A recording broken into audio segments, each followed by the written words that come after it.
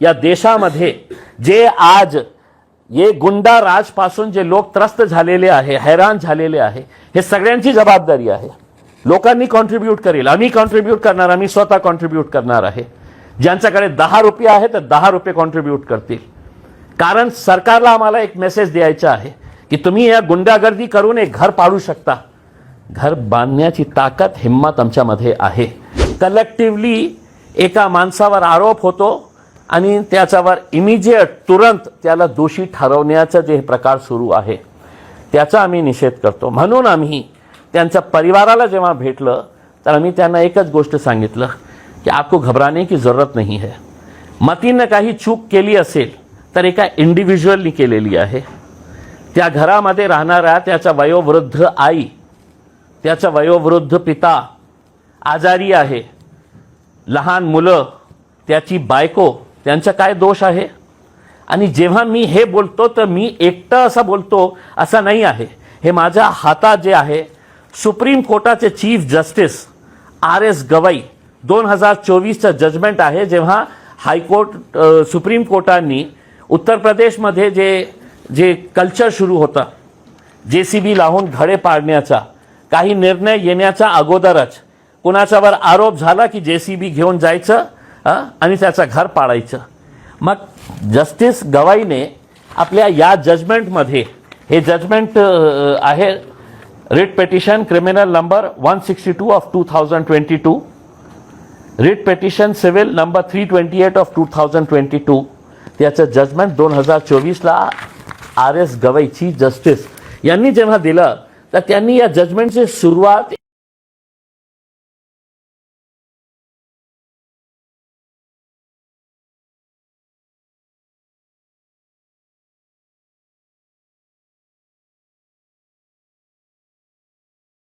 एका कविताच्या ओळीने केले.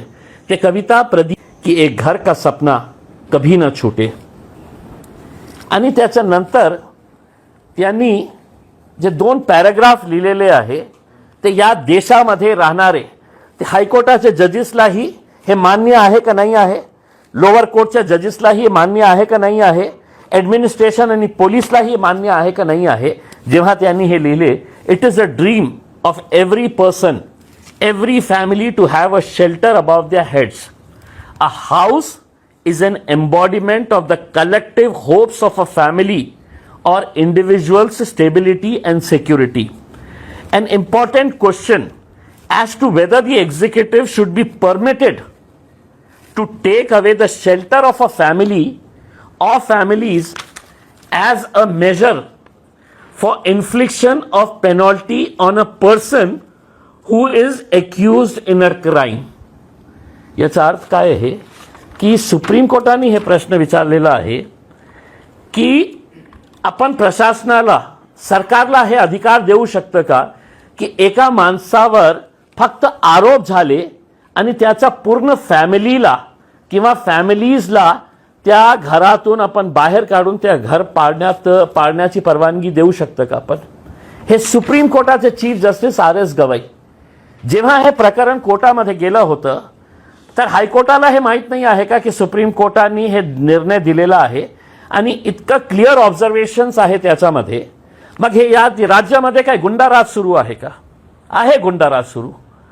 कोणीतरी पालकमंत्री बसतो, कोणीतरी नेता जाऊन मागणी करतो, कोणीतरी हे म्हणतो की आम्ही JCB ला स्वतः घेऊन जाऊन हे पाडू करके. हे गुंडाराज नाही आहे तर काय आहे? तिथे काय विरोध केलं नसतं का लोकांनी? मी नाही गेलं असतं रात्री 2 वाजता तर लोक विरोध करणार होते. मी त्यांना एकच गोष्ट सांगितली होती की तुमच्या घर पाडण्यासाठी ते येत आहे, ते घर पुन्हा बांधण्याची जबाबदारी आम्ही घेणार. ते घर आम्ही बांधून देणार. आणि आम्ही म्हणजे या देशामध्ये जे आज ये गुंडा राज पासून जे लोक त्रस्त झालेले आहे, हैराण झालेले आहे, हे सगळ्यांची जबाबदारी आहे. लोकांनी कॉन्ट्रीब्यूट करेल, आम्ही कॉन्ट्रीब्यूट करणार, आम्ही स्वतः कॉन्ट्रीब्यूट करणार आहे.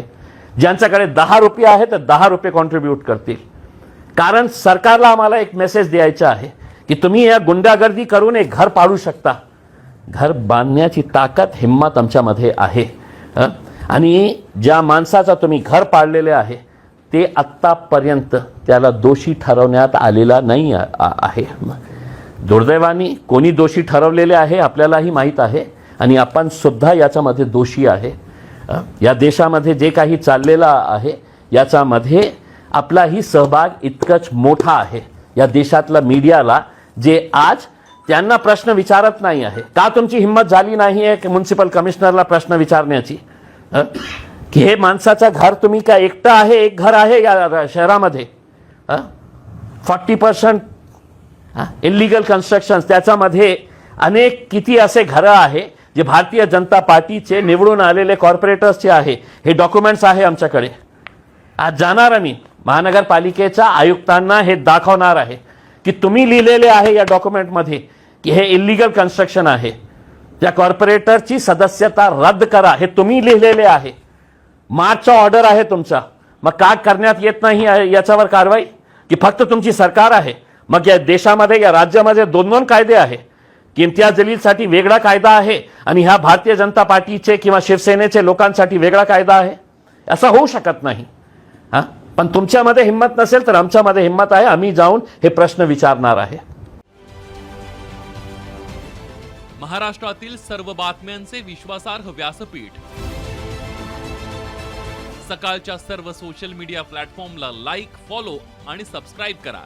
तसंच सर्व नोटिफिकेशनसाठी बेल आयकॉन प्रेस करायला विसरू नका.